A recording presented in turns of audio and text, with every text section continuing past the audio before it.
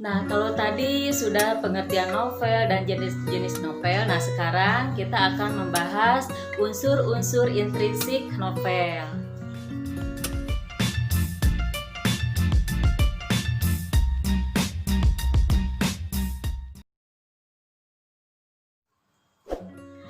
Halo, assalamualaikum warahmatullahi wabarakatuh. Kumaha darama barudak sadayana. Alhamdulillah, mudah-mudahan sadayana aya dina keayaan sehat walafiat. Semoga kalian semuanya dalam keadaan sehat walafiat. Bertemu lagi dengan Ibu Elis Emma yang selalu mengajar di kelas ini untuk memberikan materi pelajaran bahasa Sunda. Baiklah, untuk pelajaran hari ini yaitu kita akan membahas materi tentang novel. Tentunya kalian juga sudah pernah mendengar atau tahu mengenai novel? Ya, baik novel Indonesia atau novel bahasa Sunda. Untuk novel bahasa Indonesia mungkin pernah mendengar atau sudah menonton di bioskop atau di televisi ada novel yang berjudul Ayat-Ayat Cinta. Nah, itu adalah salah satu novel Indonesia. Nah, kalau tadi kan ada novel dalam bahasa Indonesia yang berjudul Ayat-Ayat Cinta yang sudah terkenal dan sudah ditayangkan di bioskop. Setelah itu ada lagi novel-novel yang berbentuk bahasa Sunda seperti Burak Siluman dan Bulan Puasa. Nah, itu jenis-jenis novel bahasa Sunda. Kalau kalian ingin jelasnya atau ingin jelasnya, silakan kalian buka-buka di internet atau di YouTube untuk mengetahui jenis-jenis novel bahasa Sunda atau novel-novel bahasa Indonesia. Nah, sekarang kita akan membahas novel. Apa itu pengertian novel? Novel Sunda teh nyaeta novel nu ditulisna make basa Sunda. Novel teh sok disebut oge roman. Novel asalna tina basa Latin atawa novus atawa anyar. Robah jadi kecap novelus.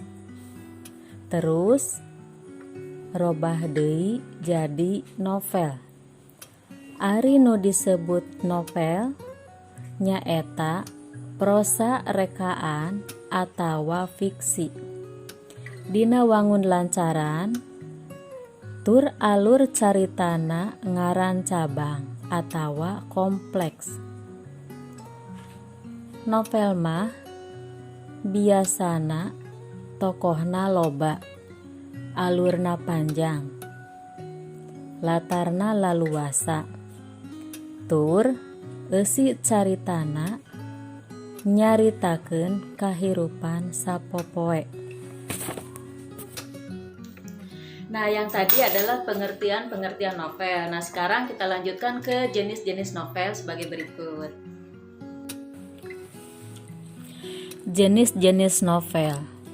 Jenis-jenis novel teh aya 2. Anu kahiji nyaeta jenis novel dumasar umur. Anu kadua nyaeta jenis novel dumasar kana eusina. Jenis novel dumasar kana umur dibagi 3. Kahiji novel barudak, anu kadua novel remaja, anu katilu novel dewasa. Ayeuna jenis-jenis novel dumasar kana eusina. Anu kahiji novel silih asih. Anu kadua novel kulawarga. Anu katilu novel sosial. Anu kaopat novel misteri. Anu kalima novel sejarah atawa sajarah. Anu kagenep novel jiwa. Nah, kalau tadi sudah pengertian novel dan jenis-jenis novel, nah sekarang kita akan membahas unsur-unsur intrinsik novel. Unsur-unsur intrinsik. Unsur-unsur intrinsik teh nyaeta hal-hal anu patalina jeung kagemblengan carita dina novel. Di antarana wae tema, tokoh atawa palaku, basa, latar atawa setting, galur atawa plot, jeung amanat. Tema atawa jejer nyaeta hal atanapi gagasan anu ditepikeun ku pangarang dina karyana. Hartina naon-naon anu ditepikeun ku pangarang keur anu macana.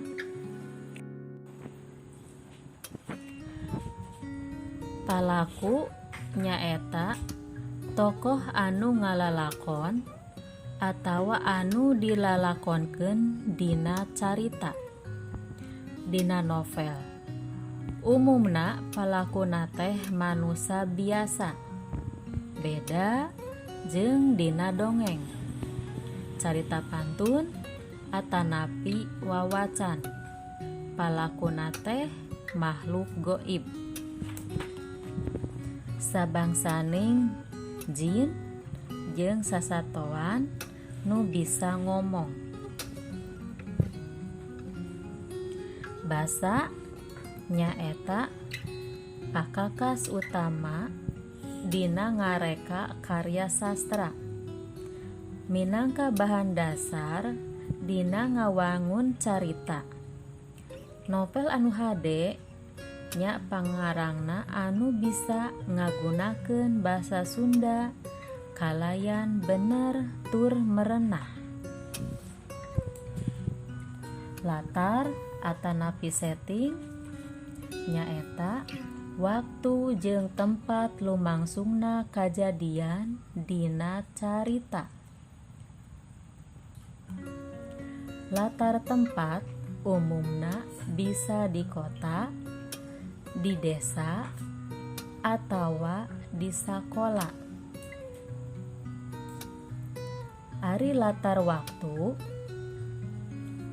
biasa dicirian ku jam, tanggal, tahun, berang, atawa peuting. Galur atanapi plot nyaeta jalana carita atawa runtuyan kajadian dina carita.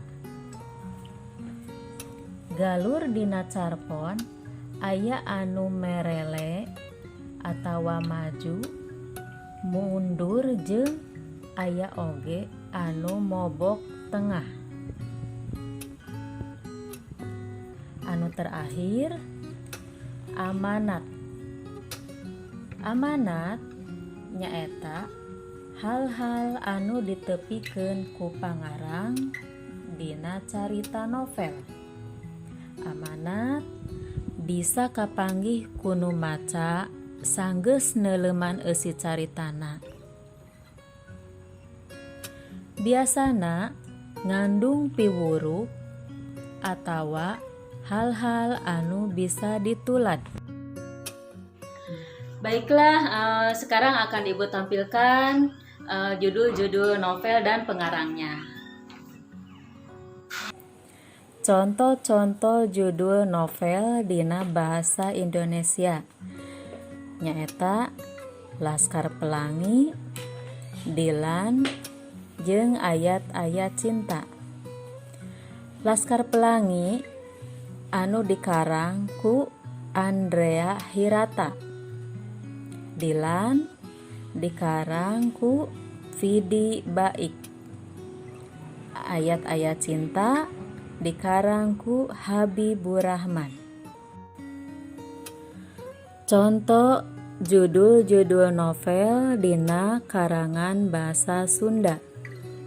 Anu kahiji Siti Rayati, anu dikarang ku Muhammad Sanusi.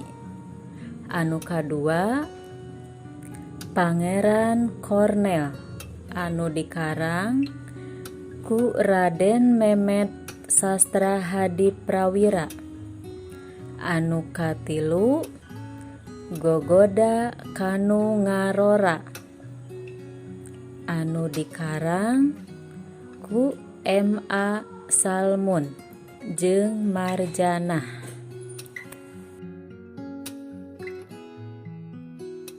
Tah sakitu wae pelajaran ti Ibu, mudah-mudahan aya guna sareng manfaatna kanggo sadayana. Hatur nuhun. Penak deui minggon payun insyaallah.